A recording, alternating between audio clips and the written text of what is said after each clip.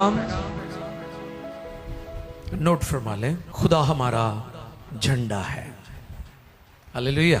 हमने आम तौर पर तो झंडा देखा है, हमें पता है ये हमारे मुल्क का झंडा है, ये फला मुल्क का झंडा है, लेकिन उसके जो गहरे मानी है उससे हम कई दफा नावाकिफ होते हैं। आज मुकद्दस कलाम में से जो टॉपिक है वो है खुदा हमारा झंडा है। ये आज का टॉपिक है और इसके लिए जो तिलावत हम करेंगे, पहली तिलावत जो है वो खरूज मुकद्दस कलाम में से, पुराना अहदनामा ओल्ड टेस्टमेंट के अंदर खरूज एक्सोडस चैप्टर 17 वर्सेस 8 to 16। खरूज 17 बाब है और उसकी 8वीं आयत से लेकर 16वीं आयत मुकद्दसा तक हम तिलावत करेंगे। आओ कलाम खुदा में से हम इस तिलावत को सुनेंगे और इस तिलावत में रहनुमाई खुदा की बंदी एस्टर करेंगी। एस्टर नाज से मैं रिक्वेस्ट करूंगा कि वो खरूज की किताब में से 17 बाब चैप्टर 17 उसकी 8वीं से 16वीं आयत तक पढ़ने में हमारी रहनुमाई फरमाए। खुदावन के कलाम मुकद्दस में यो रकम है, तब अमालेकी आकर रफदीम में बनी इसराइल से लड़ने लगे और मूसा ने यहोशू से कहा कि हमारी तरफ के कुछ आदमी चुनकर ले जा और अमालेकियों से लड़, और मैं कल खुदा की लाठी अपने हाथ में लिए हुए पहाड़ की चोटी पर खड़ा रहूंगा। तब मूसा के हुक्म के मुताबिक यहोशू अमालेकियों से लड़ने लगा और मूसा और हारून और हूर पहाड़ की चोटी पर चढ़ गए, और जब तक मूसा अपना हाथ उठाए रहता था बनी इसराइल गालिब रहते थे, और जब वो हाथ लटका देता था तब अमालेकी गालिब होते थे। और जब मूसा के हाथ भर गए तो उन्होंने एक पत्थर लेकर मूसा के नीचे रख दिया और वो उस पर बैठ गया, और हारून और हूर एक इधर से दूसरा उधर से उसके हाथ को संभाले रहे। तब उसके हाथ आफताब के गुरूब होने तक मजबूती से उठे रहे, और यहोशू ने अमालेक और उसके लोगों को तलवार की धार से शिकस्त दी।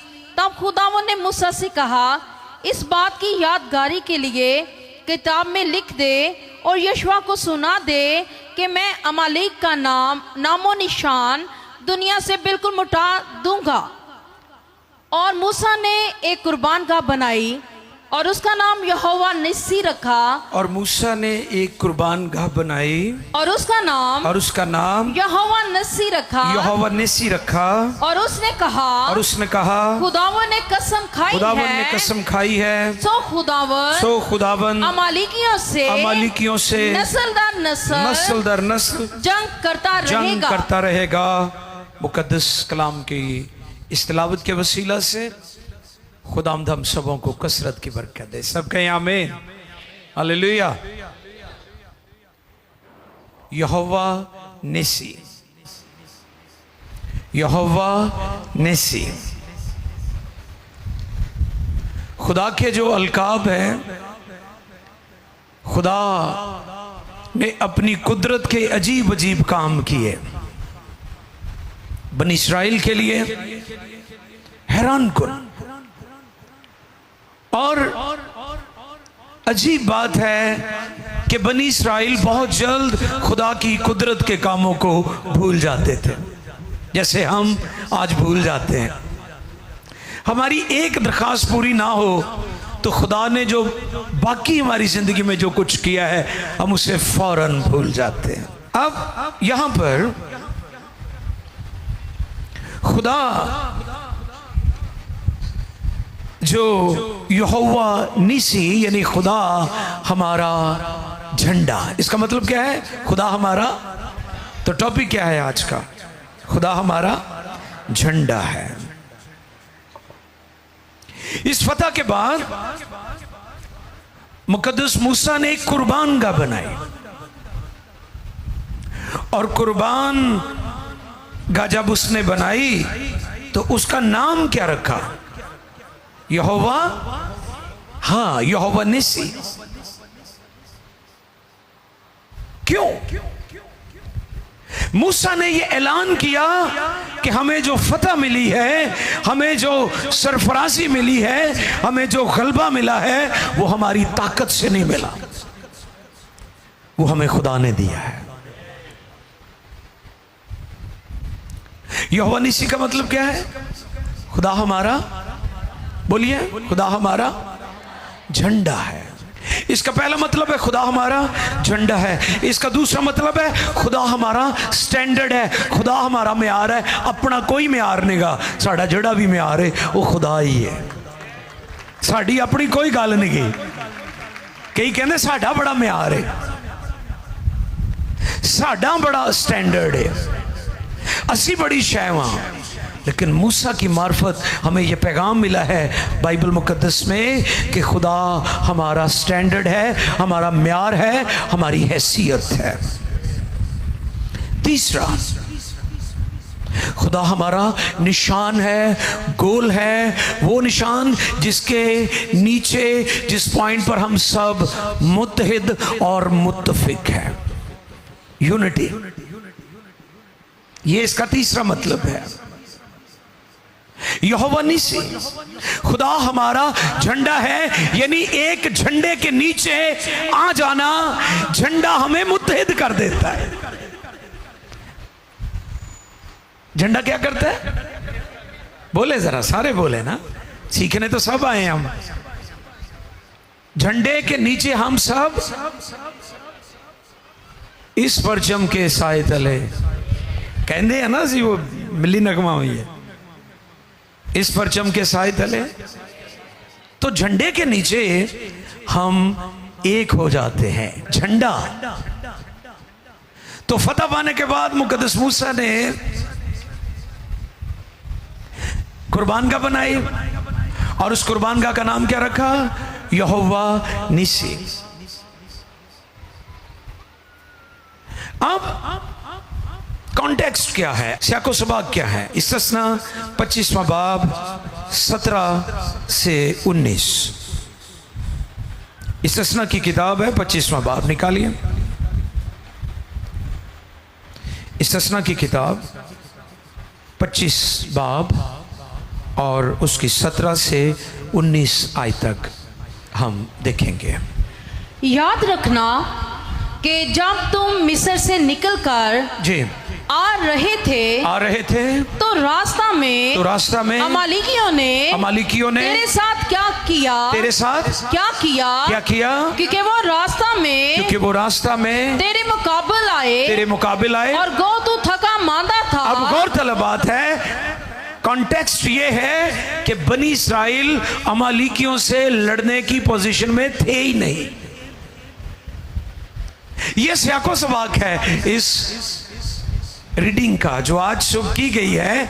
ये इसका पस मंजर है, ये इसका बैकग्राउंड है।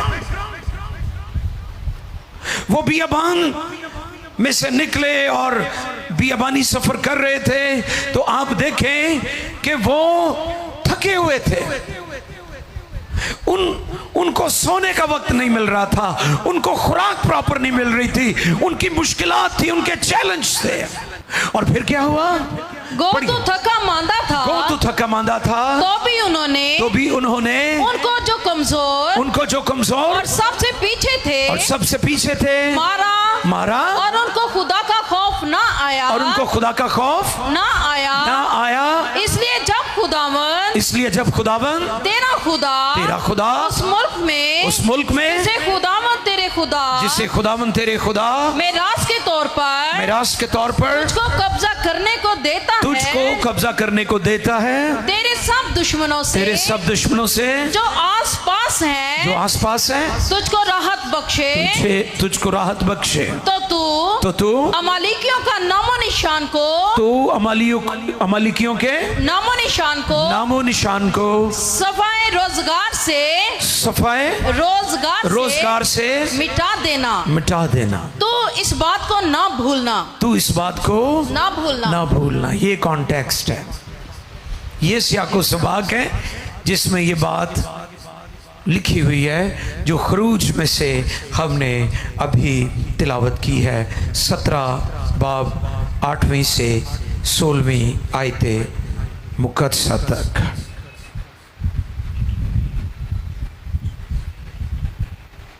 अब वो थके थे, वो कमज़ोर थे, वो मुकाबले की पोजीशन में नहीं थे, लेकिन मूसा ने फैसला किया कि हम इनका मुकाबला करेंगे। हालेलुया। लीडरां दे फैसले ਉਹਦੇ ਲੋਕਾਂ ਨੂੰ, ਉਹਦੀ कौम ਨੂੰ, ਉਹਦੀ कलीसिया ਨੂੰ ਅੱਗੇ ਲੈ ਕੇ ਜਾਂਦੇ ਨੇ, ਪਿੱਛੇ नहीं लेके जाते। इसलिए लीडरों के फैसले दुरुस्त होने चाहिए। वो थके हुए थे, वो लड़ने की पोजीशन में नहीं थे, वो मुकाबले की पोजीशन में नहीं थे, लेकिन मूसा ने फैसला किया, खुदा कलाम कर चुका है, हम इनका मुकाबला करेंगे। और फिर क्या हुआ? फिर खुदा ने मूसा से कहा, और तुम दिलेरी करना, मैं तुम्हारे साथ हूं। और जैसा कि हमने इस असना 25-17 भी अभी तिलावत की है, और वहां हम इस बात को सीख सकते हैं। लेकिन यहां पर जो की बात है वो ये है कि सारी जंगें जिस्मानी तौर पर नहीं लड़ी जाती। बाइबल की आप हिस्ट्री चेक करें,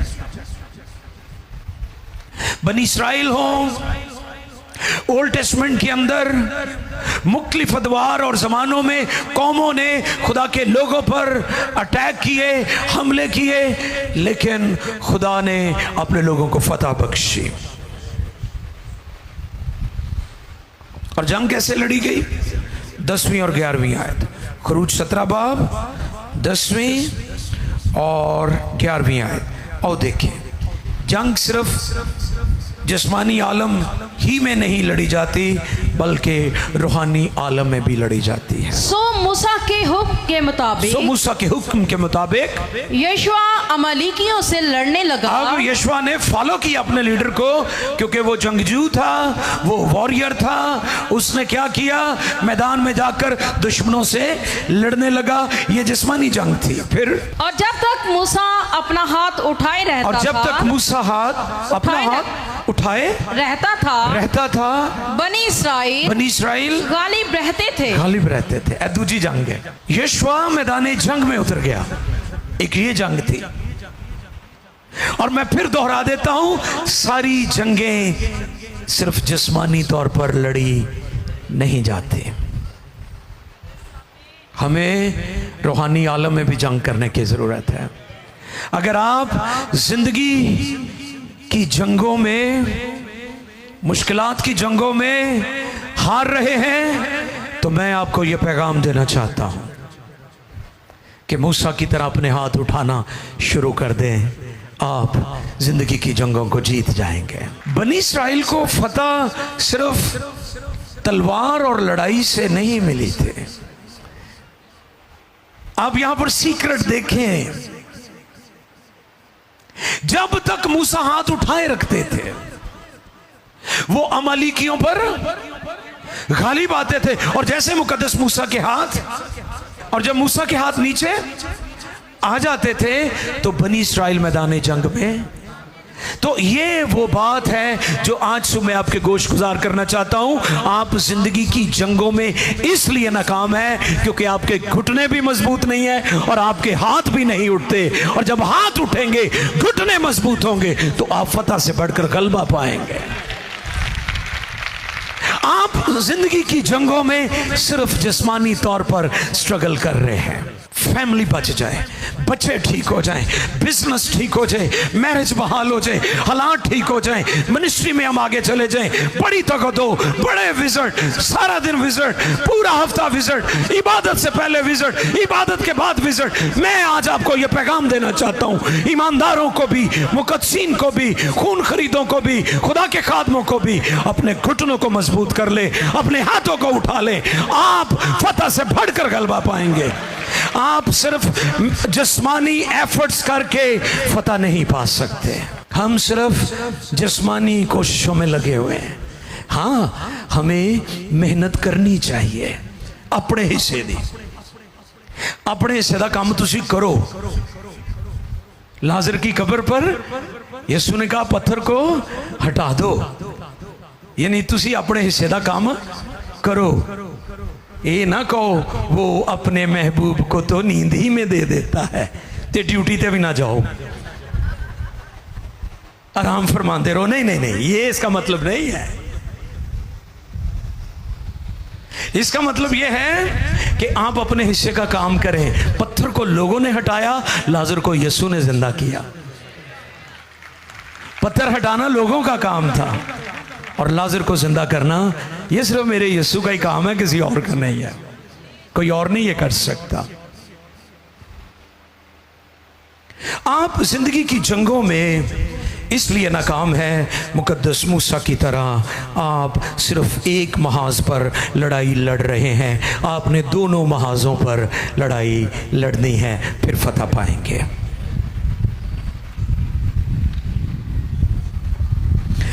जिंदगी की मुश्किलात में हम कई दफा बहन भाइयों को अपना दुश्मन समझना शुरू कर देते हैं।